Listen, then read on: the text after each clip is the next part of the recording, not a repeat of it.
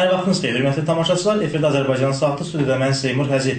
Bu dəfəki proqramımızda biz Azərbaycan-Amerika arasında, Azərbaycan-Qərb dünyası arasında baş verən hadisələrdən danışacağıq və bundan sonra biz Azərbaycanda yenidən ev sökmə və ev talama işlərinə dair bir reportaj təqdim edəcəyik sizə. Daha sonra isə maraqlı bir xəbərdən hazırlanmış süjetdən məlumatımız olacaq. Belə ki, Azərbaycanda müəllimləri and içdirmək istəyirlər. Bax, bütün bunların hamısını və nəhayətdə ağzını tikən iş adamı haqqında məlumatı Azərbaycan saatına ala biləcəksiniz. Biz isə proqramımıza növbəti müsahibə ilə davam edirik. Hörmətli tamaşaçılar, ötən günlər Azərbaycanda bir neçə mühüm hadisə baş verdi. Amma bunun ən mühümü Azərbaycan və onun öz dilləri ilə, hakimiyyətin öz dilini desək, ən strateji müttəfiqi ilə olan münasibətləri idi. Yəni, Amerika-Azərbaycan münasibətlərində dartma yaxam cırıldı siyasəti oldu. Amerika səfiri əvvəlcə Azərbaycan hakimiyyətinin monolit olmadığını dedi. Azərbaycan hökuməti isə aşağıdan başladı ikinci səviyyəyə qədər Amerika hökumətini və Amerikanın Azərbaycandakı səfirini tənqid elədi və Ramiz Mehdiyev səfiri hədələdi. Bundan əvvəl isə neft şirkətinin rəhbərliyi səviyyəsində və ayrı-ayrı məmurlar, siyasətçilər səviyyəsində Amerika səfiri hədəfə alınmışdı. Biz isə maraqlanırıq görək Azərbaycanla Amerikanın arasında nə baş verir və bu proseslər Azərbaycan nə vəd edir. Bu məqsədlə studiyamıza AXCB sədri Əli Kərimini dəvət eləmişik. Əli bəy, xoş gördük. Xoş gördük. Əli bəy, bir neçə şey sadaladım. Əslində Amerika səfirinə Xariclər Nazirliyi səviyyəsində reaksiya oldu və amma bununla kifayətlənmədilər. Gözlənən bu idi ki, bu həddə kifayətlənərlər Xariclər Nazirliyi səviyyəsində. Amma Ramiz Mehdiyev müsahibə verdi və daha detallara vararaq, hətta konkret məsələlərdə ittiham elədi Amerikanı. Nə baş verir? Seymur bəy, əvvəla onu xatırladaq ki, uzun müddətdir ki, Azərbaycan ictimaiyyəti, hətta beynəlxalq bəzi təşkilatlardan da təmsilçilər Amerika Birləşmiş Ştatlarının özünü tənqid edirdilər ki, Azərbaycanda son müddətdə elə hadisələr baş verir ki, onlara Amerika Birləşmiş Ştatları daha prinsipial qiymət verməlidir. Bilirsiniz ki, hətta sosial şəbəkələrdən ABŞ səfirliyinin tez-tez verdiyi narahatlıq bəyanatı ilə bağlı müəyyən bir zarafat da yayılmışdı. Yəni, adamlar artıq daha ciddi bir reaksiya gözləyirdilər Amerika Birləşmiş Ştatlarından. Niyə bunu gözləyirdilər? Çünki bizim cəmiyyətimiz bundan xəbərdar olmalıdır ki, Azərbaycan hökumətinin öhdəliyi yalnız biz vətəndaşların qarşısında deyil, insan haqlarına hörmət etmək, demokratik seçki keçirmək, ümumiyyətlə fundamental azadlıqlara hörmət etməklə bağlı Azərbaycan hökumətinin həm də beynəlxalq öhdəlikləri var. BMT qarşısında, ATƏT qarşısında, Avropa Birliyi və sair qurumlar qarşısında öhdəliyi var. Və bu baxımdan Amerika Birləşmiş Ştatlarından əslində cəmiyyətin tələbi idi ki, prinsipial bir münasibət olsun və təqribən buna yaxın, çünki mən hələ hesab eləmirəm ki, səfir deməli olduqlarının hamısını deyib, qismən insan haqları ilə bağlı vəziyyətdən narahatlığını ifadə edib. Azərbaycan hökumətinə xatırladıb ki, belə aqressiv siyasət davam edərsə, Azərbaycanda da qeyri-sabitlik yarana bilər, məsələn, Ukraynada kimi hadisələr baş verə bilər, indi olmasa da nə zamansa və Azərbaycan hökumətini demokratik dəyişikliklərə çağırıb. Əslində, yəni normal bir yanaşmadır. Amma onu da nəzərə alaq ki, bu müsahibəsində Amerika Birləşmiş Ştatlarının səfiri əslində Azərbaycan üçün önəmli başqa açıqlamalar vermişdi. Heç hökumət onlara diqqət eləmədi. Nə idi o açıqlamalar? Amerika Birləşmiş Ştatlarının səfiri bir mənalı şəkildə Azərbaycanın işğal altında olan 7 rayonunun azad olunmasını tələb edirdi. Biz bilirik ki, uzun müddət Azərbaycan hökuməti müxtəlif danışıqlar apardı. 4 rayon, 5 rayon, işğal olunması və s. Mən Azərbaycan xalqıyım. Deyirəm ki, niyə indi? Yəni, Rusiyanın bu hərəkətlərindən fürsət mi yaranıb bizim müttəfiqlərimiz üçün dövlət mənasında? Yoxsa Amerika səfiri bu bəyanatı niyə indi verdi? Yəqin ki, əlbəttə ki, Ukraynada baş verənlər biraz Azərbaycanın Qarabağ məsələsində nə qədər haqlı olduğunu ortaya qoydu. Biz də hər fürsətdə bunu deyirik, yeri gəlmişkən. Hər fürsətdə biz izah edirik ki, necə bugün Krım Ukraynadan hansı yolla alınırsa, 20 il bundan qabaq Qarabağda bizdən həmin qaydada alınıb. Ona görə də bunu hər kəs başa düşməlidir. Bu, Amerikanın da mövqeyinə təsir edir. Amma istənilən halda, hər halda gec olsa da, Amerika Birləşmiş Ştatlarının səfiri bu müsahibəsində o torpaqların qeyd-şərtsiz qaytarılmasını istəyirdi və açıq deyirdi ki, Amerika Birləşmiş Ştatları Azərbaycanın dövlət müstəqilliyinə, suverenliyinə Avropa ilə birlikdə təminat verəcək qüvvədir. Açıq belə ifadə olunmuşdu ki, biz olmasaq bəs kim? Həqiqətən də cəmi bir neçə ay bundan qabaq Ukrayna krizisinin o alovlu vaxtında Azərbaycan cəmiyyətində belə narahatçılıq var idi. Və o zaman hamımız başa düşürdük ki, Azərbaycanın müstəqilliyi üçün həmin o təminatın bir hissəsini məhz Amerika Birləşmiş Ştatları Avropa Birliyi verməlidir. Amma bir məqam da çıxır ortaya bəy. Axı bu hökumət elə 10 gün bundan qabaq deyirdi ki, Rusiya təhlükəsi var. 10 gün bundan qabaq verir. Aydındır, elə mən də onu vurğulamaq istəyirəm ki, deməli Amerika Birləşmiş Ştatlarının səfiri Azərbaycanın ərazi bütövlüyünə, suverenliyinə, işğal olunmuş torpaqlarının qaytarılmasına dəstəyini təklif edir. Sadəcə demokratik dəyişikliklərə də paralel olaraq çağırış etdiyinə görə hədəf seçilir. Amma Rusiya tərəfindən hər zaman biz aqressiv siyasət görürük, fikir verin. Heç Rusiya tərəfindən Ermənistana 2 milyard silah veriləndə siz Azərbaycan rəsmilərinin Rusiya səfiri ilə bu dildə danışdığını görmüşdünüz. Heç siz onu xatırlayırsınızmı ki, bir dəfə bunlar bu Xocalı soyqırımında iştirak edən, həmin o Rusiya bağlı silahlı qüvvələrlə bağlı belə prinsipial mövqe qoysunlar ortalığa. Hələ Heydər Əliyevin sağlığında demək ki, 20 yanvar hadisələri ilə bağlı Primakovun adının baş verən qanlı yanvar hadisələrinə görə məsuliyyət daşıyanların sırasından çıxarılmasını biz unutmuşuq. Yəni, görün, Azərbaycana nələr eləyiblər, Azərbaycan hökuməti onların hamısını udub, Rusiya tərəfindən olanları. Burada isə Azərbaycana dövlət maraqlarının xeyrinə jestlər olunur, sadəcə hakimiyyətdəki elitiyə çağırış olur ki, elə Azərbaycanın özünün maraqları üçün demokratik dəyişikliklərə getmək lazımdır. Bilirsiniz, Azərbaycan hökumətinin belə aqressiv və isterik münasibəti bir məsələni ortaya qoydu, çox aydın şəkildə. Dövlətçilikdən çox danışmaqla deyil. Bu adamlar qətiyyən dövlət maraqları haqqında düşünmürlər. Onları qətiyyən diqqətini cəlb eləmədi ki, bəs bu açıqlamaların Azərbaycan dövlətinin təhlükəsizliyi ilə bağlı ciddi təminat verən hissəsi var. Qarabağla bağlı ciddi hissəsi var. Ona heç belə fikir vermədilər. Fikir vermədilər, yoxsa fikir vermək istəmədilər. Yəni, bu teksti oxuyanda, onlar yəqin ki, onun sahibəni dinləyəndə, onun yazısını oxuyanda görüblər bu şeyləri. Yəni, bundan yayınmaq bu qədər kobudluq, yəni, çox ciddi təhlükə mi var Amerikadan bu kobudluğu eləyəcək qədər? Bilirsiniz Seymur bəy, burada çox nadir hallardan biridir ki, hökumət səmimi davrandı. Nə mənada səmimi davrandı? Açıq hərəkətlərlə jest elədilər ki, bizim bütün fikrimiz, zikrimiz kürsümüzü qorumaqdır. Bizim Qarabağın taleyi, dövlət müstəqilliyi, suverenlik, belə abstrakt şeylərlə bizim başımızı aldatmayın. Əgər kürsümüzə təhlükə varsa, biz sizə düşmənik.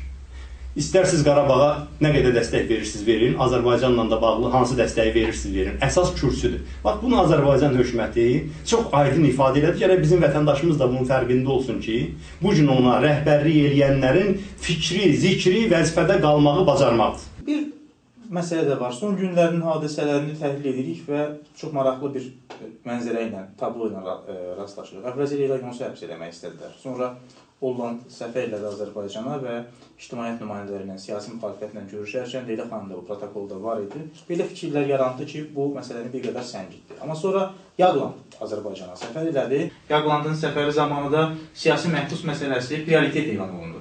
İlham Əliyev də elə bu səfər ərəfəsində tamamilə başqa dünyanın başqa bucağında, başqa yerində idi. Vietnamda oldu və lətifələrə də səbəb oldu ki, İlham Əliyev Vietnama yəqin Amerikanı məğlub etməyə, istəklərini öyrənməyə gedir. Amma başqa bir həm də Çinə getdi və Şanxay sammitində iştirak elədi. Bax, bu siyasi kursu dəyişməkdirmi? Nədir bu? Azərbaycan bu tərəfdən demokratiya çağırışları olan bir ərəfədə Azərbaycan dövlət başçısı tamamilə başqa yerlərdə və başqa dəyərlərlə yaşayan ölkələrdə oldu. Seymur bəy, yaxşı bu son günləri təsvir elədiniz. Birində mən əlavə edeyim ki, bu günlərdə hökumətin ən çox güvəndiyi qərb qurumu olan Avropa Şurasının artıq Aşpanın prezidenti də Azərbaycan hökuməti ilə çox sərt danışdı. Siyasi məhbusların azad olunmasını açıq tələb elədi və Azərbaycanda nəhayət öhdəliklərin Avropa Şurası qarşısında yerinə yetirilməsini tələb elədi. Baxın, sizin sadaladıqlarınız hamısı onu göstərir ki, bizim iradlarımız olsa da, çünki biz onları daha prinsipial görmək istəyirik. Hər halda bu qərb dünyası Azərbaycanı demokratiyaya doğru aparmaq istəyir. Bütün bu çağırışların hamısını ümumiləşdirən bir cəhət var. Fransa prezidentindən Avropa Şurasının baş katibinə qədər bu çağırışların hamısında bir ortaq məqam var. Azərbaycanı demokratiya, insan haqlarının təmin olunmasına çağırışlar var. Beləliklə, Avropa qitəsi İlham Əliyev və komandası üçün arzu olunmaz bir coğrafiya çevrilib. Bilirsiniz, burada bunlar rahatlıq tapa bilmirlər. Məni qınamayın, imkan olsaydı, nəinki Asiya sammitinə, bəlkə İlham Əliyev Afrika sammitinə gedərdi, amma ona imkan yoxdur.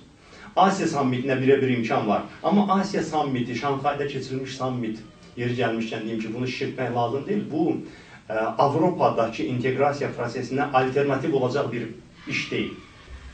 Asiyada keçirilən bu sammit, əvvəllər ki, axırıncı dəfə İstanbulda keçirilmişdi. Təşəbbüskarı Nursultan Nazarbayevdir. Bu, Asiyada qarşılıqlı əməkdaşlıq və demək, etimadın gücləndirilməsi üzrə müşavirə sammitidir. Yəni, burada çoxlu bir-biri ilə problemi olan ölkələr bu sammit çərçivəsində bir-biri ilə işinin olmaması barədə razılığa gəlirlər. Yəni, bu nə siyasi blok deyil, nə hərbi blok deyil və bu günü-gündən güclənməkdə olan, deyək ki, Avropa Birliyi, NATO kimi qüvvələrə alternativ olacaq bir qurum deyil. Bunu məlumat üçün deyim ki, bu saat Azərbaycan hökumətinin təbliğatçıları indi bu Asiya sammitini çox şişirdirlər. Bu, elə bir alternativ ola bilməz. Amma İlham Əliyevin arzusunu ifadə edir. Kaş ki, alternativ bir yer olardı. Avropadan kənar, demokratiyanı saymayan, demokratiya tələb eləməyən, bax, bütün xarici siyasət xəttində bu görünür. Yəni, sığınacaq yeri kimi. Sığınacaq yeri kimi, amma mümkün deyil. Biraz, belə deyək də, məyus eləməli olacaq onları. Artıq bugün dünyada elə adalılar qalmıyor. Çünki həmin o Asiya ölkələrinin sammitinin tərkibinə baxsaz, oranın özündə də kifayət qədər artıq xeyli demokratik ölkələr var və orada da sığınacaq tapmaq imkanları məhduddur. Qaldı siyasi kursun dəyişməsinə, bilirsiniz, Azərbaycanın xarici siyasət kursu nə vaxt bəlli olub ki, o da dəyişsin. Azərbaycanın xarici siyasət kursu, biraz əvvəl dediyim kimi, hazırki sülalə hakimiyyətini qorumağa xidmət eləmək kursudur. O şeri demirlər ki, daxili siyasətin xarici siyasət davamı. Bir sual verəcəm, Əli bəy, bax burada. Siz hökumətdə olmuşsunuz və bir xarici siyasət kursunuz olub. Sonra 20 illik bir xarici siyasət var. Nə dəyişib? Qısa da olsa. Çox şey. Bilirsiniz, bizim xarici siyasət kursumuz... Nəzəri cəhətdən deyirlər ki, eynidir. Yox, bizim xarici siyasət kursumuz Şərqi Avropa ölkələrinin, MDB-nin Avropaya inteqrasiya olunan ölkələrin, daha konkret deyək ki, əvvəllər 90-cı illərdə məsələn Polşanın, Çexiyanın, Pribaltikanın, sonra da Ukraynanın, Gürcüstanın seçdiyi xarici siyasət idi ki, onun xalq cəbhəsi həyata keçirildi və ona görə də bizi cəzalandırdılar, bizim hökumətimizi devirdilər. Çünki biz çox sürətlə bu inteqrasiya prosesini keçmək istəyirdik. Təsəvvür edin, o zaman biz o mərhələni keçə bilsəydik, Pribaltika kimi, indi Azərbaycan haradaydı. İndiki hökumət isə nə edir? İndiki hökumət maksimum o balanslaşdırılmış adlanan siyasət nədən ötürüdür? Qərbin demokratiya çağırışlarından Rusiyaya istinad edərək, onun himayəsindən istifadə edərək qorunmaq, Rusiyanın burada təbii sərvətlər, var-dövlət üzərində nəzarətindən isə, çünki var-dövlət özlərinə çatmalıdır, niyə Rusiya ilə bölməlidirlər? Qərbin vasitəsilə qorunmaq. Deməli, Rusiya buranı tam ələ keçirmək istəyəndə Qərbdən himayə almaq. Qərb demokratiya tələb eləyəndə o zaman Rusiyanın himayəsinə sığınmaq və bu prosesi davam elətdirmək istəyirlər. İndi məsələn sizin sualınızda o məqam vardı ki, dəyişiklik olacaq, olmayacaq. Mən dəqiq bilirəm ki, bu hökumət o gürültülü bəyanatlara baxmayıb. Nə bir mənalı şəkildə Rusiyanın himayəsini qəbul eləməyəcək. Çünki dediyim kimi Rusiyanın himayəsini qəbul eləyəndə bugün Rusiyada tam avtoritar bir idarəetmə var. O zaman bu deməkdir ki, həddindən artıq çox şey itirə bilərlər. İndi hakimiyyətdə olanlar, hakimiyyətdə olan elita, xüsusən də sərvət baxımından. Qərbin də istədiklərini axıra qədər yerinə yetirməməyə çalışacaqlar. Kəskinləşmə də onunla bağlıdır ki, Qərb artıq yorulub. Deyir ki, biz bunu hər zaman deyirik, Avropada da bunu başa düşməyə başlayıblar ki, Azərbaycan özünün feodal standartları ilə, korrupsiya standartları ilə Avropanın daha bir parçası ola bilməz. Dəyişməlidir. Fikir verin. Bu xətti seçmiş ölkələr çətinliklə də olsa hamısı Avropa Birliyinə doğru gedirlər. İyun ayında, biz onda vaxtı gəlində yəqin müzakirə edəcəyik, gələn ay artıq Gürcüstan və Moldoviyada assosiasiya sazişini imzalayırlar Avropa Birliyi ilə. Ukrayna bütün maneələrə baxmayaraq Avropa Birliyinə doğru gedir. O sual verəcəyim mən sizə Ukrayna ilə bağlı. Ukraynada vaxtı ilə Yanukoviç hökuməti dövründə də hətta demokratik seçkin hakimiyyətə gəlsə də, bu balanslaşdırılmış siyasət aparırdı. Qərb və Rusiya arasında müəyyən bir balans gözləyirdi. Amma hətta demokratiyanın, yəni ictimai dəstəyin qurduğu hökumət belə bu balanslı siyasətdə axıra qədər apara bilmədi və Ukraynada Yanukoviç siyasəti yekunlaşdı hansısa bir formada. Amma bu Azərbaycan hökuməti bundan başqa hansı argumentləri var ki, onlar israr edirlər bu balanslı siyasətdə və yaxud da ki, o bir xətli siyasətdə dedilər ki, bizim artıq bir xətli siyasətimiz var, tutaq ki, üzü Asiyaya doğru. Yox, onu eləyə bilməzlər. Onu hətta elan eləsələr də, mən rast gəlməmişəm açığı, bunu eləyə bilməzlər. Azərbaycanın, baxın siz xarici ticarət dövriyyəsinə. Kiminlədir bu xarici ticarətin əsas hissəsi? Avropa Birliyi ölkələri ilədir. Azərbaycan nə ilə dolanır? Neft-qaz satmaqla. Onu kimə satır? Bu saat istəsə də, məsələn, Çinə, Rusiyaya neft-qaz satacaq, elə bir imkanları var, infrastruktur yoxdur axı. Azərbaycanın bütün gəlirləri neftdən, qazdan asılıdır. Neftin, qazın bizimlə birlikdə şəriki qərb ölkələrdir, alıcısı da qərb ölkələrdir. Ona görə də qərbdən aralanmaq olmaz. Və ən vacibi, bəs bu beynəlxalq hesabatlarda var idi ki, 48 milyard pul aparılıb ölkədən. Hara aparılıb o? O Rusiyaya, Çinə aparılmayıb ki, Vyetnama aparılmayıb ki, o qərbə aparılıb. Bəs o boyda vəsaitdən necə imtina edəcəklər? Ona görə də o mənada mən arxain danışıram ki, indi blef mərhələsidir. İndi hal-hazırda Azərbaycan hökuməti Amerika Birləşmiş Ştatlarını və onun simasında bunu son müsahibədə Ramiz Mehdiyev deyir, başqa ölkələrin səfirlikləri də deyir, hansılar ki, istəyirlər Amerikanın səfiri kimi hərəkət eləməyə, onlara da mesaj verir. Onların hamısı şantaj olunur ki, bu demokratiya, insan haqları barədə danışmasınlar. Yer gəlmişəm, çox maraqlı olacaq, mən buradan ona da fikrimi bildirmək istəyirəm.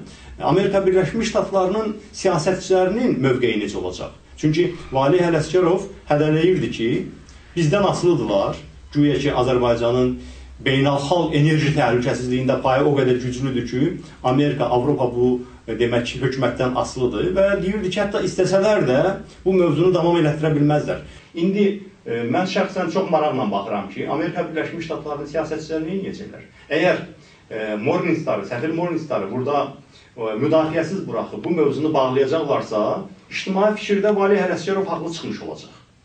Deməli, indi onlar nə etməlidirlər? Onlar bu saat bu şantajlardan sonra susmaq yox, insan haqları, demokratik azadlıqlar, ATƏT qarşısına götürülmüş öhdəliklər, BMT qarşısına götürülmüş öhdəliklər barədə daha ucadan, məsələn, dövlət katibi səviyyəsində danışmalıdırlar. Onda mən görərəm ki, Valih Ələsgərov və digər məmurlar necə reaksiya verəcəklər. Ukraynada baş verənlərlə bağlı isə mən sizə deyim ki, o hər bir balanslaşdırma, kimin arasında balanslaşdırmadan söhbət gedirdi? Demokratiya, insanlıq, insana xidmət edən sistemlə avtoritarizm arasından o özünü qorumaq üçün bir mərhələ idi. Əvvəl-axır kim demokratiyanı seçirsə, o demokratik ölkələrin klubuna daxil olub, demokratik idarə etmə qaydasını, insana xidmət edən idarə etməni tətbiq eləməlidir. Və yeri gəlmişkən, heç bu baxımdan mən hesab eləmirəm ki, avtoritarizmin böyük perspektivləri var. İndi bu saat hal-hazırda onları yığıb bir yerə toplamağa, müqavimət bir düşərgəsi yaratmağa cəhdlər olur Rusiya prezidenti tərəfindən. Amma siz baxın, deməli, sonuncu münaqişədə Ukrayna ilə bağlı Rusiyadakı avtoritar rejimə kimlər dəstək verir? Onların hamısının sayılı günləri qalıb o rejimlərin. Perspektivi yoxdur. Mən bunu əminliklə deyirəm ki, tarixi geriyə qaytarmaq imkanları yoxdur. Müvəqqəti olaraq bu prosesi bir qədər ləngitmək olar, amma Azərbaycan da daxil olmaqla bu coğrafiyanın demokratikləşməsi qlobal bir prosesdir və Azərbaycan hökumətinin, ayrı-ayrı məmurların, heç dövlət başçısının özünün nə eləməsindən asılı olmayaraq bu prosesin qarşısı alınmayacaq. Maraqlı paralel apardınız, istiqamətlər göstərdiniz, daha doğrusu tablolar çizdiniz. Avtoritarizm, demokratiya, azad cəmiyyət, qapalı cəmiyyət və nəhayət kimlərin nə etməli olduğuna dair də fikirlər səsləndirdiniz beynəlxalq qüvvələr. Bəs Azərbaycan ictimaiyyəti? Azərbaycan ictimaiyyəti nə etməlidir bu situasiyada? Yəni onun üzərinə düşür. Azərbaycan ictimaiyyəti, çox sağ olun bu suala görə, Azərbaycan ictimaiyyəti ən vacibi özünə inanmalıdır. Mənim çox narahat edən bir məqam var və tək bizə aid deyil. Çox da sayı böyük olmayan xalqlarda belə bir tendensiya olur. Rəhmətli Əbülfəz bəy deyirdi, kənar səslərə çox həssas olurlar. Hansı xarici ölkənin hansı siyasətçisi bizim haqqımızda nə deyəcək? Hansı ölkənin Azərbaycanla bağlı hansı planları olacaq? Bunlara biraz az fikir vermək lazımdır. Biz əlbəttə ki, bütün ətrafımızda baş verənləri öyrənməliyik, onlara öz fəaliyyətimizə nəzərə almalıyıq. Amma mənim çox istədiyim budur ki, Azərbaycan xalqı öz taleyinin cızan zaman, öz taleyinin, gələcəyinin o ekskizlərini müəyyənləşdirən zaman o qətiyyən istinad eləməsin hansı xarici ölkənin nə planlaşmasına. Əsas odur ki, biz nə planlaşdıraq. İndi ona gələk ki, biz nə planlaşdıraq. Biz özümüzə inanmalıyıq ki, 100-dən artıq xalqın bacardığı demokratiya keçidi biz də bacararıq. Heç də biz onların hamısından geridə qalmış deyilik. Bizim babalarımız bu işi bacaranda onların böyük əksəriyyəti tam diktatura, hətta bir çoxları müstəmləkə əsarəti altındaydılar. Ona görə də biz özümüzə inanmalıyıq. Bilməliyik ki, bugün dünyada xüsusən informasiya texnologiyaları, qloballaşan proseslər imkan verir ki, vaxtı ilə müəyyən xalqların 50 ilə 100 ilə keçdiyi inkişaf mərhələsini biz bir neçə ilin ərzində keçək. Və biz informasiyanı yayaraq, həqiqətləri yayaraq, Azərbaycanda mövcud olan hakimiyyətin antixalq mahiyyətini böyük ictimaiyyətə çatdıraraq, demokratik qüvvələrin, dəyişiklik istəyən qüvvələrin böyük şəbəkəsini formalaşdırmalıyıq. O adamlar bir-biri ilə əlaqə yaratmalılar, özlərinə inanmalılar, mübarizə aparmalılar və dövlətlərinə sahib olmalılar. Nə vaxt Azərbaycan xalqının, çox demirəm, yalnız 2%-i gerçəkdən də azad, demokratik qanunların hakim olduğu bir ölkə üçün ayağa qalxacaqsa, qərbli, şərqli, şimallı, cənublu heç kim onun qabağını ala bilməyəcək. O cümlədən indiki dövlət məmurlarında. Ona görə də gözümüzü, qulağımızı el dili ilə desək, kənardan yığmalıyıq. Kənarda nə baş verir, versin ondan asılı olmayaraq, özümüz təşkilatlanmalıyıq, çoxalmalıyıq, adamlarımızın arasında maarifçilik aparmalıyıq və dövlətimizə, millətimizə sahib çıxmalıyıq.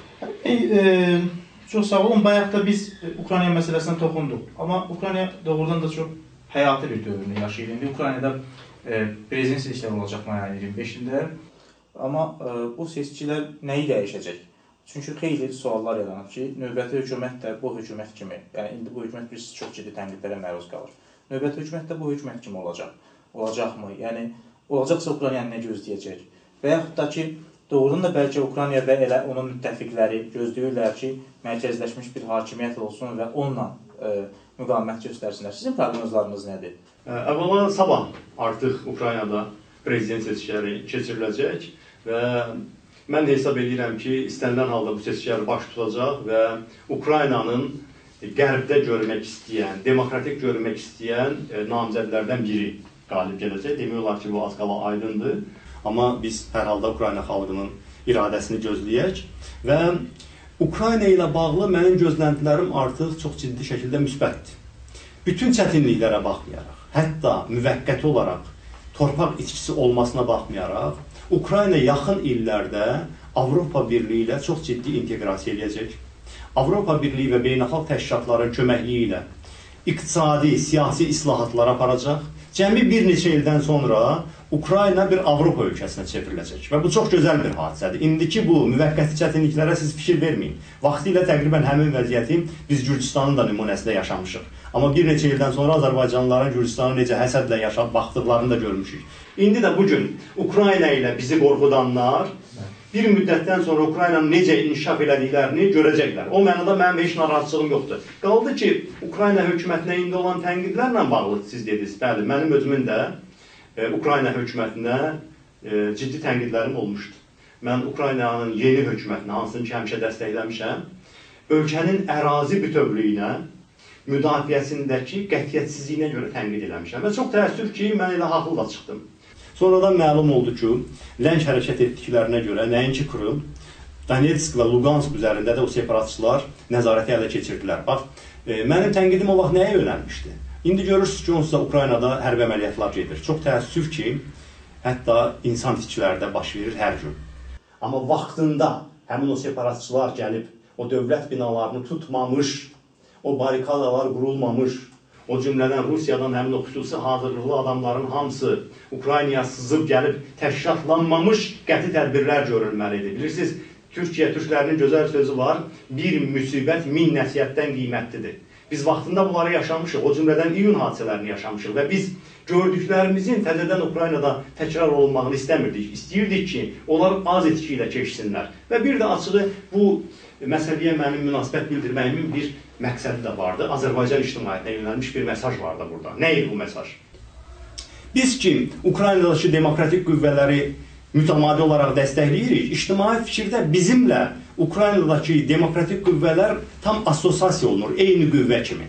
Və mən açıq ehtiyatlanırdım ki, Azərbaycan cəmiyyətində Ukraynadakı yeni hakimiyyətin səhvlərinin də eynən bizə hesabının kəsilməsi tendensiyası ola bilər. Mən açıq mesaj verirəm.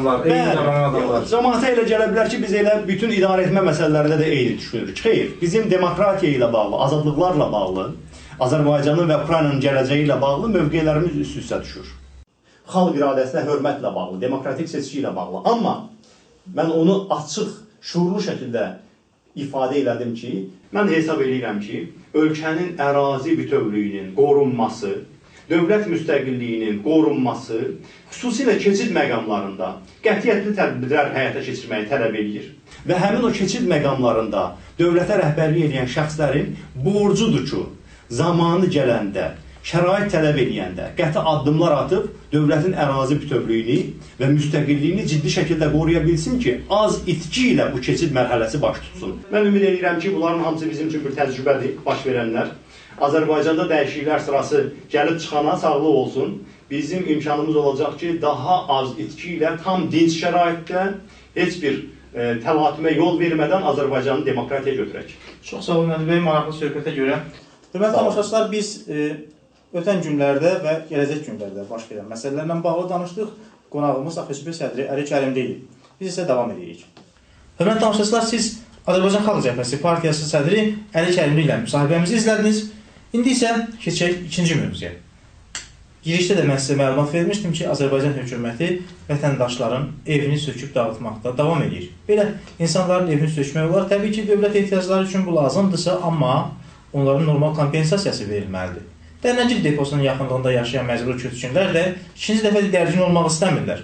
Onlar Meydan TV-nin kameralarına öz problemlərini danışıblar. Biz isə o görüntüləri sizə təqdim edirik. Hər halda dövlət yaxın günlərdə rəsmi qəzetlərində verdiyi məlumata görə qaçqınların vəziyyətini yaxşılaşdırır.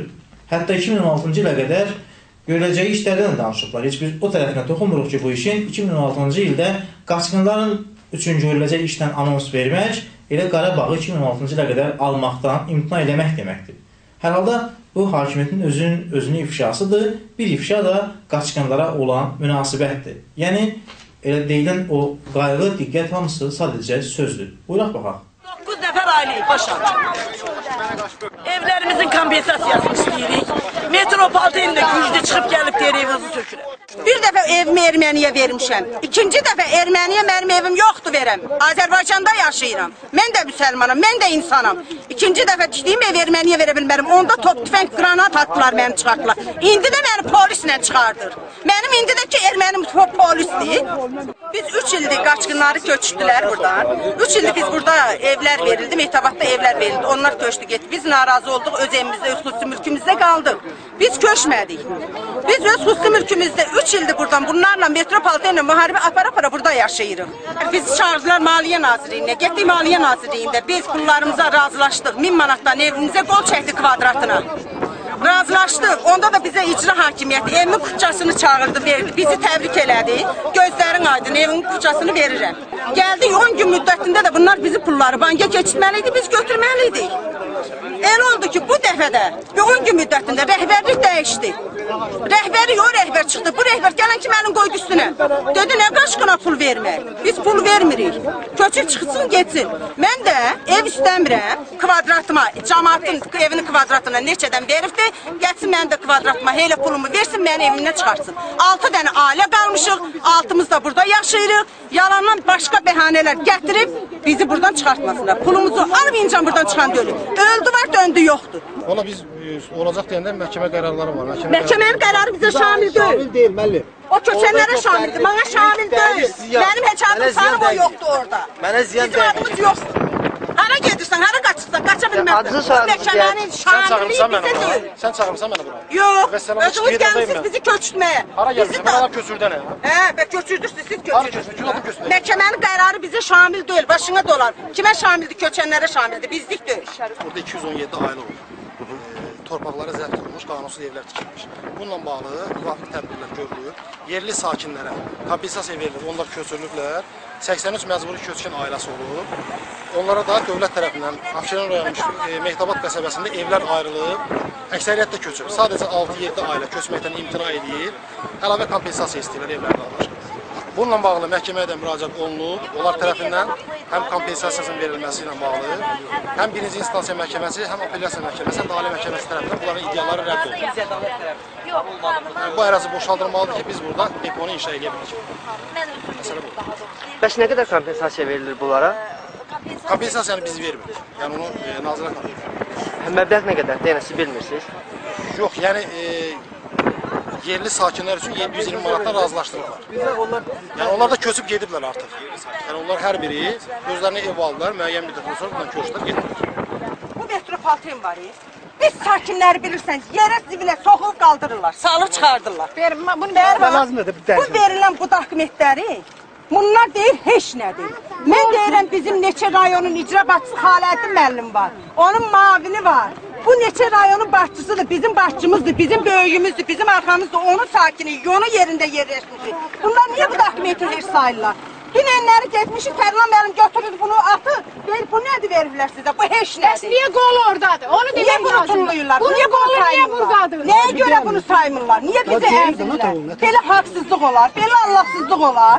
Bir daha indi baxılıb, yəni qanun çərçivəsində bütün məsələlər yəni qanun çərçivəsində. Dediyimiz qaydada getməsə, onda biz elə bildiklərimizin hamısını danışacağıq vəssalam. Onu deyirəm. Aydınlaşdırırlar da indi bir daha baxılır. Gelin məsləhətləşib bizim kompensasiyanı 6 aylar kompensasiyanı. Zəhmət olmasa bir dəqiqət yanlarsınız da.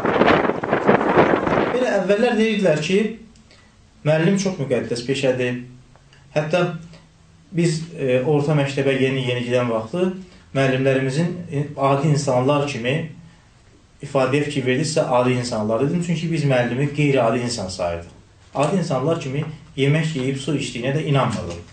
Amma bugün elə bir vəziyyətə gəlib çatmışıq ki, Azərbaycanın Amerikada oxuyub gəlmiş, yəni çox savadlı təqdim olunan təhsil naziri deyir ki, müəllimlərə and içdirmək lazımdır ki, onlar nə bilim, bəd əməllərdən uzaq olacaqlar, güya yaxşı təhsil verəcəklər. Amma hər halda ən müqəddəs peşə sahibini bu vəziyyətə, yəni and içmək vəziyyətinə gətirib çıxarılan elə Azərbaycan hakimiyyətinin, hökumətinin özüdür. Biz isə sadəcə əməkdaşımızın hazırladığı video sujeti sizə təqdim edirik. Görək, and içmək nə deməkdir və yaxud da elə müəllimə and içdirmək nə deməkdir? Təhsil Nazirliyinin yeni qaydasına görə müəllim ilk dəfə işə qəbul olunarkən and içəcək. Yəni müəllim konstitusiya və qanunlara riayət edəcəyinə, təhsil ənənələrinə sadiq qalacağına, qeyri-etik davranışın hər hansı bir formasına yol verməyəcəyinə, insanlarla münasibəti hörmət, şərəf və ləyaqət əsasında quracağına, müəllim adını və şərəfini uca tutacağına and içməlidir. Açığı, yeni qaydalarla tanış olarkən gülmək və ağlamaq arasında balans yaratmaq istəyirdim. Nə doyunca gülə, nə də ürəkdən ağlaya bilmədim. Əvvəla Azərbaycanda and məhfumu öz müqəddəsliyini çoxdan itirib. Biz onlarla seçki yola salmışıq və həmin antlardan çox eşitmişik.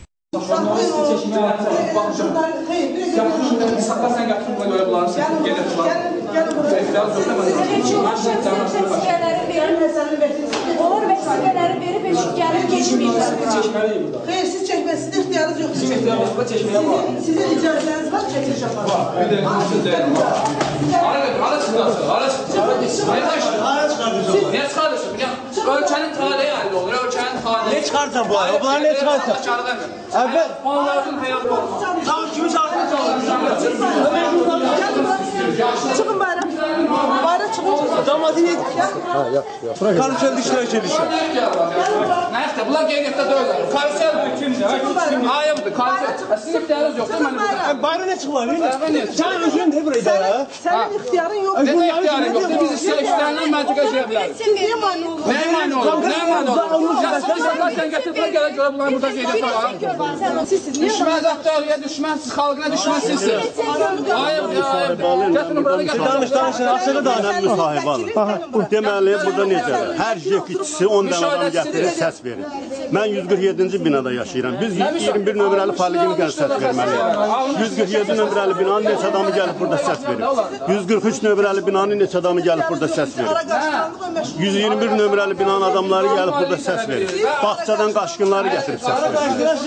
Deməli, jekitçiləridir, müəllimələrdir, həkimlərdir. Hamısına plan qoyublar, neçə adam gətirməlisən və dəxili yoxdur. Burada adı var, yoxsa yox. Hamısı gəlir saxta səs verir. Ham saxta seçki keçir. Ham. Ölkə başçısı da and içmişdi ki, bütün Azərbaycanlıların prezidenti olacaq. Ancaq bu anddan bir müddət sonra Azərbaycanlıların bir hissəsi ünsür, element, antimilli, digər hissəsi isə şərəfli, şöhrətli oldu.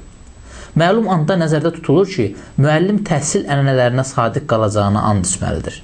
Söhbət hansı ənənədən gedir? Biz uzun illərdir təhsildə rüşvətin, korrupsiyanın ənənəyə çevrildiyini müşahidə edirik. Biz müəllimin tələbəyə pul kimi baxmasının, bayramda gözünü şagirdin əlinə dikməsinin ənənəyə çevrildiyi ölkədə yaşayırıq. Bugün Azərbaycanda əl üstə gəzməyə layiq olan çox sayılı müəllimlərimiz var. Ancaq biz onlara nə veririk, Vaqim müəllim? Ali müəllim, nə veririk? 200 manat pul veririk. 200 manata kim gəlib, kimin uşağını hazırlayarlar? Biz gedib hazırlayarıq. Əlbəttə hazırlanır. Sən o müəllimə gəl 2000 manat pul ver, gör sənin uşağın repetitorun yanına gedir ya getmir. Vermir ya xəz. Üzr istəyirəm bu sözümə görə. Normal, ağlı, başında olan adam gedib 200 manata əsəblərini koruyar mı? Şəxsən adamlar tanıyıram ki, çox yüksək, qabiliyyətli adamlardır. Mənim onlara bugün də böyük hörmətim var. İşlədiyi yerdən rəsmi ərzə yazıb çıxıb, 3 otaqlı evinin 2 otağına partaları düzüb, 20 dənə uşaq hazırlayır, ayda da bir 20 min manat zəhmətindən pul qazanır. Bazar iqtisadiyyatıdır. Pulun varsa yaşayırsan, olmasa nə eləməlisən? Azərbaycanda müəllimin avtoriteti repetitorluqla ölçülür. İndi müəllimlər məktəbə xaltura yeri kimi baxır. Bu ölkənin məktəblərində süpürgə pulu, təbaşir pulu, gül pulu ənənəsi var. Söhbət bu ənənələrə sadiq qalmaqdan gedirsə, bunun üçün anda ehtiyac yoxdur. Çünki bu ənənələrə sadiq qalmayan müəllimin Azərbaycan reallığında yaşaması müşküldür. Biz hələ ki bu ölkədə başqa ənənə görmürük. Yeni qaydalara görə müəllim konstitusiyaya və qanunlara riayət etməlidir. Təhsil Nazirliyi hansı cürətlə müəllimdən bunu tələb edir? Bəs seçkilərdə qutuları kim dolduracaq? Protokolları yaptokratiyanın xeyrinə kim saxtalaşdırılacaq? Məgər bilmirsiniz ki, bütün seçki məntəqələrində prosesin başında duran müəllimlərdir? Yox, sizə təşəbbüs olmalıdır ki, siz valideynə niyə zəng edirsiniz ki, tutaq ki, gəlin səsini? Kim deyil sizə zəng edir? Bizə üçün biz əlaqə saxlayırıq ki, valideynlər səs vermədə iştirak edir, dosyalar. Kim deyib də, niyə? Özümüz maraqlı. Özünüz vətəndaş olaraq xalq, siz kimsiniz? Biz müəllim. Müəllimlərin haqqı var, zəng edir, valideynə Biz zəng eləmirik, sadəcə olaraq oturmuşuq da burada. Hanım, bugün mənim iş günüdür, siz yəni işdə nə üçün buradasınız? Yox, bir dəqiqə, xalq deyir ki, biz zəng eləmirik, siz deyirsiniz ki, zəng edirik, valideynlərə deyirik. Valideynlərlə əlaqə saxlayırıq ki, səs vermədə iştirak edir, burada nə var ki? Sizə kim deyib ki, təşəbbüsü kim verib ki, zəng edin, valideynləri çağırın? Axı, bu məcbur deyil, valideynləri siz zəng eləməməlisiniz ki, gəlin səs. Biz məcbur eləmirik, biz soruşuruq. Niyə də, axı, məqsəd... Siz hansısa bir sorğu mərkəzində işləyirsiniz, xanım, yoxsa necə? Haqqınız yoxdur, axı, sizin kimi zəng edib demək ki, gəlin səs verin, vermişsiniz, verməmişsiniz.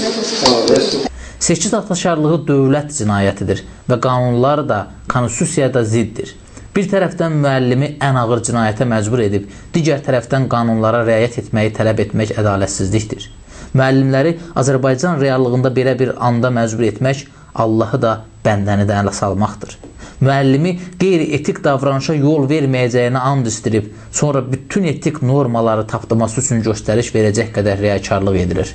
Müəllimi zorla yaltağa, yalançıya, saxtaçara çevirib, dilənçi maaşını möhtac qoyub, sonra and istirmək heç bir kitaba sığmır. Dünya yaranandan insanları etikaya dəvət edən, şərəf və ləyaqətlə yaşamağa səsləyən, qanunlara riayət etməyə çağıran müəllimlər olub. Müəllim cəmiyyətin güzgüsü hesab edilib və hamı bu peşə sahiblərini nümunə kimi qəbul edib. Bu ölkədə dəyərlərin yeri o qədər dəyişib ki, heç kim müəllim olmaq istəmir. Bu məntəqənin yerləşdiyi 276 saylı orta məktəbdə laborant çalışan Günay Məmmədli yüzbaşı olduğunu etiraf edir. Mən həm bu seçkidə yüzbaşıyam, yəni vəzifədə, həm də ki bir seçici kimi öz səsimi vermişəm. Çox şey gözləyirəm. Ən azı yəni seçilən namizəd, yəni burada hər halda verilən namizədlərdən kim qalib gələcəksə, biz İlham Əliyevə güvənirik, yəni biz inanırıq ki, o seçiləcək. Yüzbaşı olaraq biz seçkiyə hazırlıqlar eləmişik və seçkiyə cəlb etmək üçün əlimizdən gələn eləmişik. Bu gün də görürsünüz, 20 və 22 saylı seçki məntəqəsində kifayət qədər adamlar var. Müşahidə edirik də, yəni demək olar ki, yarıdan çoxu gəlir.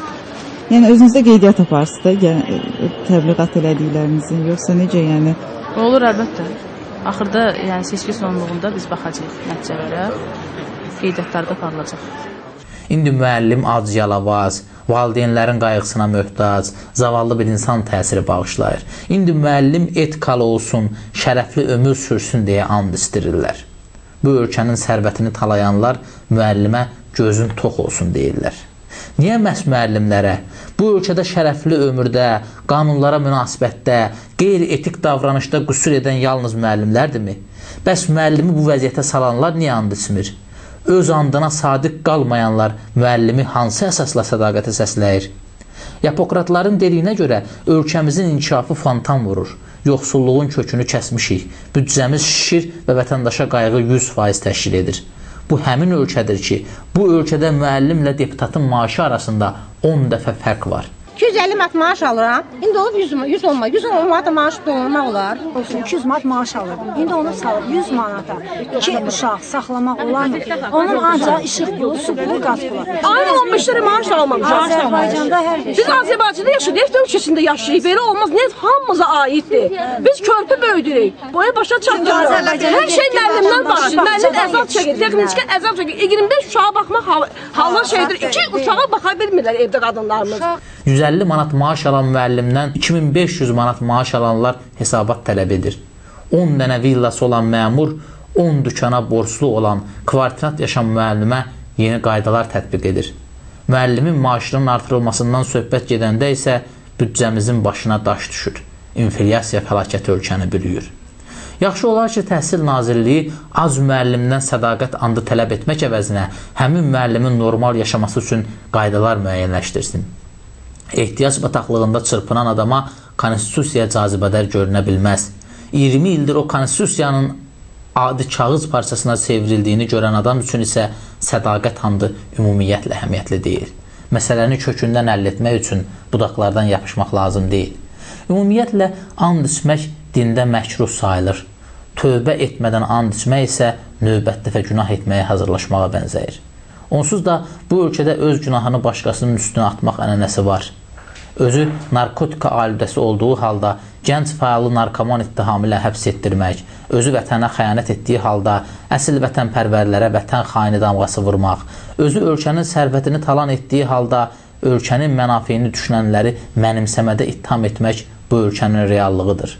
Bu ölkədə bu şərtlər daxilində yaşayıb and içməyin.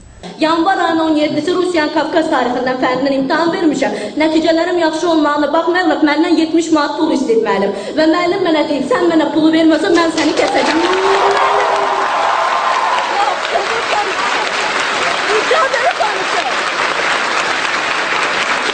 Sabah yenə seçkidə saxtakarlıq etməyə məcbur qalacaqsan.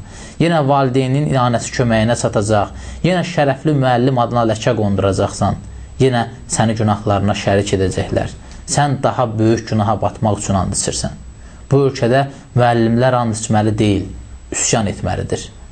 Əziz tamaşaçılar, biz bundan əvvəlki proqramlarımızda təxminən bir neçə ay bundan qabaq sizə bir iş adamını təqdim eləmişdik. O, Hacı İbrahim Nehrəmli ilə olan, belə deyək, əmlak mübahisəsində bağlı məsələləri danışmışdı Azərbaycan saatının kameralarına. Amma gün gəldi belə bir vəziyyət yarandı ki, həmin iş adamı artıq ağzını tikmək məcburiyyətində qaldı. Bundan başqa o mediaya, yəni ağzını tikməmişdən qabaq mediaya açıqlamalar verib və nə istədiyini tələb edib. Buyuraq, izləyək birlikdə baxaq görək, Azərbaycan insanı milyardları tanıyan insanlardan nə istəyir və onlara niyə yaşamağa imkan vermirlər?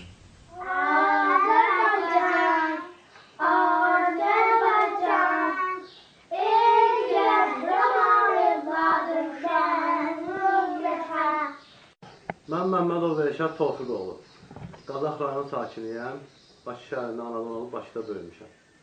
Bu mənim son müraciətimdir və bu müraciətimlə birbaşa ölkə başçısı İlham Əliyevə müraciət edirəm və bir vətəndaş kimi, bir Azərbaycanlı kimi İlham Əliyev cənablarından tələb edirəm ki, mənim haqlarımın kobudcasına pozulmasını, mənim hüquqlarımın kobudcasına pozulmasının öz həllini tapmasında mənə köməklik eləsin. Bax, mənim şikayətlərim göz qabağımdadır. Bəzi ağzı göyçək millət vəkilləri, Allah rəhmət eləsin, bizim qazimiz özünü intihar etdikdən sonra Milli Məclisdə başladılar danışmağa ki, adam özünü öldürməz, azını öldürmək acizlikdir. Sivil qaydada öz şikayətlərini təmin edərdi. Sivil qayda bax budur. 1000-ə yaxın mənim şikayətim var. Prezidentə, Mehriban xanıma, MT-nə, prezident aparatına, Daxili İşlər Nazirinə. 3 ilə yaxındır ki, mən Daxili İşlər Naziri Ramil Yusubovun qəbuluna düşə bilmirəm. Mən Korrupsiya İdarəsinin rəisi Kamran Əliyevin qəbulunda olmuşam. Kamran Əliyev mənim qanuni sənədlərimi görür. Mənim haqlı olduğumu deyir. Bir nömrəli Korrupsiya qarşı Mübarizə İdarəsinin generalı Kamran Əliyev mənim haqlı olduğumu deyir. Məni haqlı sayır. Gəl ki, Azər İbrahimlə bacarmır. Və qanun bu oliqarxlar, milyarderlər üçün deyil. Biz adımızdan ölməliyik, kirayədə qalmalıyıq. Kimlərsə 1 milyonluq maşında gəlməlidir.